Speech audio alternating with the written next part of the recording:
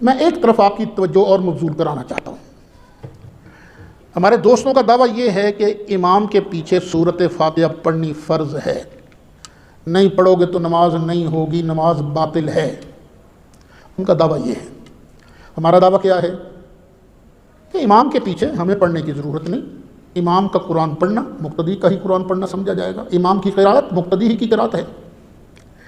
اب ایک سادہ سی بات ہے، امام کرا رہا ہے جماعت، آپ آئے پیچھے سے، آپ آئے تو امام اللہ اکبر کہہ کے رکوع میں چلا گیا، آپ بھی پیچھے رکوع میں چلے گئے، آپ کو پیچھے فاتحہ پڑھنے کا موقع ہی نہیں ملا۔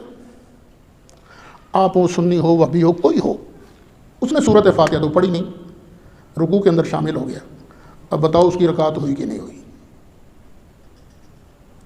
اگر رکعت نہیں ہوئی تو دلیل، اگر ہو گئی تو فاتحہ کے بغیر رکعت کیسے ہو گئی؟ اگر فاتحہ کے بغیر رکوع میں ملنے والے کی رکعت مکمل ہے اور ہے تو پتہ چلا امام کے پیچھے فاتحہ پڑھنی فرض نہیں۔